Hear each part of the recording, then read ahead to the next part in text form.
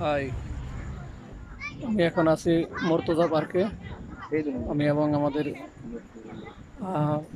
বন্ধু যারা আছে সবাইকে নিয়ে আজকে ঘুরতে আসলাম। মর্তুজা পার্কে আছি তো,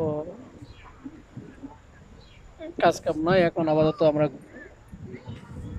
এদিক এদিক, এই পার্ক ওই পার্ক, কখন কনেশ্বর সাগরের পার্ক, কখন মর্তুজা পার্ক, হুম, কখন আবার মিউজিয়াম, এদিকে এদিকে ঘুরে বেড়াই।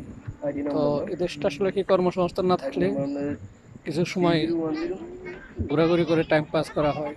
তখন তো ফ্রি আছি, তাই ঘুরতেছি। যাক, এখন দেখেন মর্তুজা পার্কের কিছু অংশ। রাতে যারা আসবেন, অনেক সুন্দর জায়গা, ভালো জায়গা। ঠিক আছে, সবাই ভালো থাকবেন।